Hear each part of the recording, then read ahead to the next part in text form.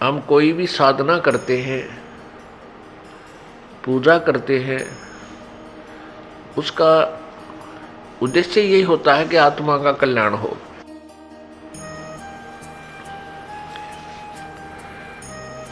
और फिर हमारे सांसारिक जीवन में, हमारे संसार के अंदर संसारिक कार्य, इस मनुष्य जीवन में जो हमारे ऊपर आने वाली आपदाएं हैं वो भी टले, क्योंकि यहाँ आपदाओं पर आपदाएं आएंगी तो हम भक्ति नहीं कर सकते, आत्म कल्याण नहीं करवा सकते। फिर हमने ये सिलेक्ट करना है, ये चुनना पड़ेगा कि वो कौन प्रभु है जो हमारे प्रारब्ध में, किस्मत में लिखे हुए संकटों को समाप्त कर सके, नाश कर सके, अक्षमा कर सके। अब कष्ट संकट किस लिए आते हैं, दुख किस लिए आता है और सुख किस कारण से होता है? सर्वविदित है कि सुख पुण्य से होता है और दुख पाप से होता है।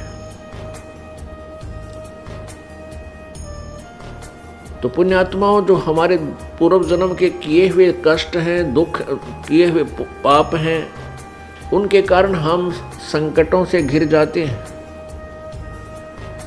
और ये हमें मालूम है कि भगवान संकट मोचन है। उस संकट मोचन से हम फिर अपने संकटों के निवारण के लिए चेष्टा करते हैं। फिर हमें ये भी पता है कि परमात्मा का मार्ग, हमारे संकटों का मोचन जो है संतों द्वारा ही होता है, ईश्वरीय शक्ति से। इसलिए हम संतों की तलाश में फिर चलते हैं। और कुछ दंत कथाएं सुनी होती हैं, कोई मंदिर जाता है, कहते हैं उस मंदिर में जाने से संकट निवारण होता है। कोई किसी मजार पर जाता है, किसी पीर की मंडी पर जाता है कि वहां जाने से संकट निवारण होते हैं। कोई किसी तालाब, जोहड़ में या दरिया में स्नान करने जाता है कि उसमें स्नान करने से संकट मोचन होता है, कष्ट निवारण होते हैं। इन सभी श्रुतियों से, इन सब सुनी सुनाई बातों से हम अपने संकट के निवारण के लिए प्रयत्नशील रहते हैं। हमें मालूम है कि परमात्मा हमारे दुखों का निवारण करता है। उस उद्देश्य से हम घर से निकलते हैं। जिसको जैसा भी ज्ञान होता है, कोई मंदिर में जाता है, कोई मस्जिद में, कोई गुरुद्वारे में, कोई चर्च में, कोई किसी तीर्थ धाम पर जाता है, कोई किसी तालाब पर स्नानार्थ जाता है और कोई संतों के पास जाता है। वहां जाने के बाद फिर भी वो सुखी नहीं हो रहा। उसका कारण क्या है? सबसे पहले हमने ये जानना होगा, जिस संत के पास आप जाते हो वो आपको कोई ना कोई जंतर मंतर, भक्ति साधना का अवश्य बताता है कि आप ऐसे करो, आपका कष्ट निवारण हो जाएगा। तो जो दुखी है, जैसे कोई रोगी वैद्य के पास जाता है, वैद्य उसको जो दवाई देता है, औषधि देता है, वो उसको खाता है और बताए अनुसार सारी परहेज रखता है। और फिर भी उसको आराम नहीं हो रहा तो डॉक्टर ठीक नहीं, वो दवाई सही नहीं लगी तेरी, वो डॉक्टर ठीक नहीं, वो वैद्य ठीक नहीं, उसको ज्ञान नहीं है, आपकी बीमारी से, रोग से परिचित नहीं है। तो क्या करते हैं? फिर दूसरे वैद्य के पास जाते हैं, फिर तीसरे के पास जाते हैं। जब तक रोग नहीं कटेगा तब तक आप चैन से बैठ नहीं सकते और न ही बैठना चाहिए। अब कुछ पुण्यात्माएं संतों के पास चले गए, किसी को 2 वर्ष हो गए, किसी को 10 वर्ष, किसी को 20 वर्ष। आपत्तियां ज्यों की त्यों बनी हुई हैं। कुछ पुण्यात्मा केवल परमात्मा प्राप्ति यानी अपना आत्म कल्याण समझकर वहां गए उन संतों के पास कि गुरु बिन मोक्ष नहीं होता। ये भी उनको ज्ञान हुआ कि गुरु अवश्य होना चाहिए, गुरु बिन भक्ति भी नहीं बन सकती। ये भी तथ्य है, सत्य है। लेकिन गुरु पूरा हो, अधूरे गुरुओं से, नीम हकीम वैद्यों से सवा सत्य प्राप्त नहीं हो सकता, रोग कट नहीं सकता। इसलिए हम जो पुण्य आत्मा थी वो इन संतों के पास पहुंच गए। लाखों और करोड़ों की संख्या में वहां जन समूह एकत्रित हो गया। अब वहां उनको लाभ नहीं हो रहा। जैसे जब तक जीव के पुण्य, पूर्व जन्म के पुण्य चलते हैं, तब तक वो किसी भी साधना को कर रहा है, किसी भी संत के पास वो गया हुआ है, उसके पूर्व जन्म के पुण्यों से अच्छा लाभ मिल रहा है, वो सुखी है। जैसे किसी का अच्छा कारोबार चल रहा है, घर में संतान बेटा बेटी हो गए, फिर उनकी पढ़ाई अच्छी होगी, उनको अच्छी नौकरियां मिल गई, अच्छे स्थानों पर उनका विवाह संस्कार हो गया, तो वो भक्त उन संतों के पास था, तो उसने ये सोचा कि जो गुरुजी ने मुझे मंत्र दे रखा है इससे मुझे लाभ हुआ। और उसी गुरुजी के पास ऐसे भी व्यक्ति हैं जो दुखी गए थे और उससे भी और दुखी हो गए, वही साधना वही भक्ति वो कर रहे हैं। क्योंकि उन जिनके सर्व सुख थे, सब कार्य ठीक हुए, उनके पूर्व जन्म के पुण्य उनके साथ थे। और जिनको लाभ पहले ही नहीं था वो और भी चले गए, वहां जाने के बाद और भी दुखी हो गए, तो उनका पुण्य पूर्व जन्म का नहीं था, पाप उन्हें भोगने ही पड़ रहे हैं। तो फिर वो संत उनको क्या कहते हैं? जो दुखी थे और सुख नहीं हुआ, उनको कहते हैं कि तुम्हारे प्रारब्ध का जो भोग है ये तो भाई भोगना ही पड़ेगा। भक्ति करो, आगे वाले जीवन में तुम सुखी हो जाओगे। पुण्यात्माओं,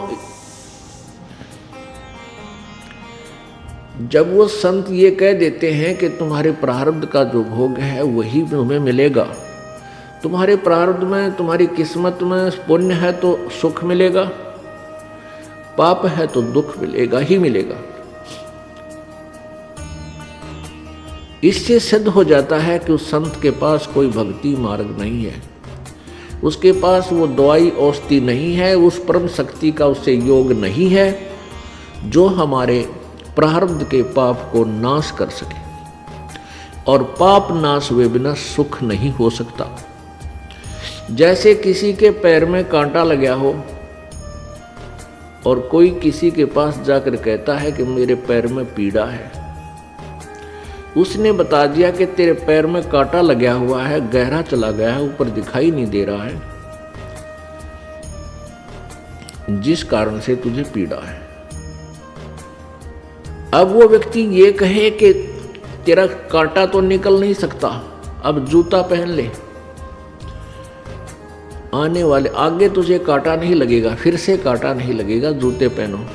पुण्यात्मा, जब तक कांटा नहीं निकलेगा तब तक जूता पहना नहीं जा सकता। उसका कांटा लगे पैर में, उसका प्रॉपर जो है समाधान क्या है कि पहले कांटा निकले और फिर वो जूता दिया जाए कि आगे जूता मत निकालना, नहीं कांटा फिर लग जाएगा। फिर वो इस डर से जूता कभी नहीं निकालेगा कि कहीं फिर कांटा ना लग जाए, क्योंकि वो बहुत पीड़ित हो चुका है। ऐसी जो पुण्यात्माएं यहाँ दुखी होकर आती हैं इस सच्चे दरबार में, कबीर परमात्मा के दरबार में, ये परमेश्वर कबीर जी का हॉस्पिटल है। दास यहाँ उन्होंने एक वैद्य डॉक्टर बना रखे हैं, आत्मा का उपचार करने वाला। तो पहले आपके प्रारब्ध में जो दुख है वो कष्ट रूपी कांटे को निकाला जाएगा। उस कष्ट रूपी कांटे को निकाल दिया जाएगा, फिर आपकी रुचि बनेगी परमात्मा की साधना करने में, और फिर आपको ऐसा ज्ञान दिया जाएगा कि फिर पाप मत करना, नहीं तो ऐसा ही संकट तेरे ऊपर फिर आ जाएगा, फिर आप कभी पाप नहीं कर सकते, क्योंकि आप पाप के कष्ट से परिचित हो चुके हो। फिर ये राम नाम का जूता आप कभी नहीं निकालोगे, यानी भक्ति का परमात्मा के नाम को खंडित नहीं करोगे। कुछ प्राणी सुखी हैं और वो भी यहाँ आते हैं, उनको केवल आत्म कल्याण का ही उद्देश्य रखते हुए वो यहाँ आते हैं, उनको आत्म कल्याण का ही उद्देश्य होता है, उनको भी उपदेश दिया जाता है। लेकिन वो बहुत ही अच्छी पुण्यात्मा होगी तो मार्ग पर ठीक लग जाती है, नहीं तो कुछ, क्योंकि वो पहले सुखी है, फिर परमात्मा के चरणों में आने से उसको और सुख मिलता है, पुण्य पाप नाश हो जाते हैं, तो वो संकटों से परिचित नहीं होता। कुछ दिनों के बाद सत्संग में आना कुछ कम हो जाएगा और फिर कुछ ऐसे व्यक्तियों से उसका मेल मिलाप हो जाएगा, वो फिर भक्ति छोड़ देता है, वो चला जाता है। परमात्मा कहते हैं इतना सुख भी ना दे भगवान। कबीर भगवान जी अपनी अमृत वाणी में, अपनी मुख से उच्चारित उस अमर वाणी में अपने ही ऊपर वाणी बोलकर हमें समझा रहे हैं। क्या कहते हैं कि कबीर सुख के माथे सिला पड़ो, जो नाम हृदय से जाए, और बलिहारी उस दुख के जो पल पल नाम रटावे। परमेश्वर कहते हैं हे भगवान, इसे सुख का आग लगे जो आपसे दूर करे, और ऐसा कष्ट हमारे ऊपर रखना प्रभु, तेरी याद बनी रहे। बलिहारी उस दुख के जो भगवान याद दिवावे। तो पुण्य आत्माओं, जो अच्छी आत्माएं थी, जो पिछले संस्कार से जिनके पास पुण्य थे, वो भी परमात्मा की तलाश में उन संतों के पास चले गए जो नकली साधना बताते हैं, और उनका सिद्धांत यही है कि किए हुए कर्म का भोग तो जीव को भोगना ही पड़ता है, भाग्य में परिवर्तन नहीं हो सकता। जब हम दुखी हैं और परमात्मा के साधना से पाप नाश नहीं होते, संकट निवारण नहीं होते, तो भक्ति की आवश्यकता समाप्त हो जाएगी, परमात्मा की आवश्यकता ही नहीं रहेगी। दुखी दुखी रहेगा, सुखी सुखी ही रहेगा, तो फिर भगवान की भक्ति की आवश्यकता ही नहीं है। इस कारण से उन नकली संतों और मनमुखी अपने सुनी सुनाई दंत कथाओं के आधार पर इन मंदिर मस्जिद गुरुद्वारों और चर्चों मंदिरों मड़ियों में, मजारों पर, तीर्थों पर स्नानार्थ या भक्तियार्थ जाने से लाभ कोई हुआ नहीं, भक्त जन नास्तिक हो गए। अब इतने नास्तिक हो गए कि भगवान की तरफ उनकी रुचि भी नहीं बनती, और संकट निवारण के लिए उन्होंने कौन सा प्रोसीजर अपना लिया। धनी बनने के लिए तो चोरी ठगी मिलावट रिश्वत शुरू कर दी, और संकट बुलाने के लिए गुट्टी सुट्टी शुरू कर दी, शराब पीनी या सुल्फा पीना या नशे की गोलियां खानी शुरू कर दी। तो उन अपराधी संतों के द्वारा समाज में कितना विष घोल दिया गया। जो परमात्मा से परिचित नहीं और संत पद पर विराजमान है, वो अपराधी प्राणी है, क्योंकि वो मनुष्य जीवन को बर्बाद करवा रहे हैं। मनुष्य जीवन की कोई कीमत नहीं, कोई भी कीमत नहीं, इतना अनमोल है। और जो ऐसे अनमोल धन को व्यर्थ करता है, वो कितना पापी होगा, कितना दोषी होगा, ये तो परमात्मा आगे अकाउंट लेगा, उसका लेखा लेगा, वहां पता चलेगा उस नकली गुरु को। गुरु का अर्थ होता है मार्गदर्शक, और किसी व्यक्ति ने अपने घर जाना है और किसी से वो मार्ग पूछ रहा है, और उस नालायक ने उसको उसके अपने घर के विपरीत दिशा बता दी, उसके घर के विपरीत मार्ग बता दिया। उसने विश्वास किया यात्री ने उस नालायक की बातों पर, और दूसरी दिशा पकड़ कर उधर को चल दिया, तो कितना पाप लग गया उसको, सारा दिन व्यर्थ हुआ, उल्टी दिशा में सफर किया। ऐसे ही ये जो मार्गदर्शक संत हैं, जो वेदों और गीता जी तथा सदग्रंथों से परिचित नहीं और संत बन बैठे। ये पिछले जन्म के पुण्यकर्मी प्राणी थे। ये जो संत पद पर हैं, गुरु पद पर हैं, ये कौन थे? ये भक्ति की चाह में घर से निकले, आत्म कल्याण के लिए घर से निकले। आगे इनको नकली संत मिल गए, वो नकली गुरु मिल गए। उन नकली गुरुओं में क्योंकि वो अच्छी आत्माएं थी, उन गुरुओं के साथ उनका एक नेक नाता भी बन गया और उनकी पिछले पुण्य कर्मों के कारण उनका स्वभाव भी अच्छा, उनकी लगन भी अच्छी देख करके किसी को तो उत्तराधिकारी बना दिया, किसी को प्रचारक बना दिया उस अज्ञान का। वो भोली आत्मा फिर आगे दुनिया को गुमराह करने लग गए, अपना कल्याण तब भूल गए, औरों का कल्याण में लग गए, जबकि स्वयं ज्ञान नहीं। और पूरी पृथ्वी पर अब यही व्यवस्था बनी हुई है, किसी भी संत के पास यथार्थ ज्ञान नहीं और सभी गुरु बने हुए हैं। गुरु का अर्थ होता मार्गदर्शक, यथार्थ ज्ञान देने वाले। तो पुण्यात्माओं, वो महादोषी हैं और आप जी का जीवन बर्बाद हो रहा है। अब वहाँ जो 10, 15, 20 वर्ष से लगे हुए थे उन संतों, नकली संतों के पास, उनकी पुण्य कमाई जो थी वो समाप्त हुई। अब उनकी दुर्गति शुरू होगी। उन पंथों में दुखी हुए प्राणी अब यहाँ आ रहे हैं, अपनी गाथा बता रहे हैं कि मेरे पास सब सुख था, अच्छा व्यवसाय था, खूब दान करते थे, वहाँ सेवा भी करते थे, महीने में जाते थे, हफ्ते में जाते थे, और सब कुछ लुट गया। मानसिक परेशानी होगी, घर में भी कष्ट, भूत बोलने लगे और तेरा गजब है। अब पुण्यात्माओं, वो अच्छा समय उन नालायक संतों ने बर्बाद करवा दिया। पहले तो जो उनको सुख था 10, 5, 20 वर्ष तो इसलिए रुके रहे कि हमारे घर में सुख हो रहा है, और वो हो रहा था उनके पिछले पुण्य से। जब वो पुण्य खत्म हो गए तो पाप का दौर शुरू हुआ। पाप का दौर शुरू हुआ तो उन संतों के पास समाधान नहीं कि वो प्रारब्ध में यानी किस्मत में आए संकट को वो निवारण कर दें।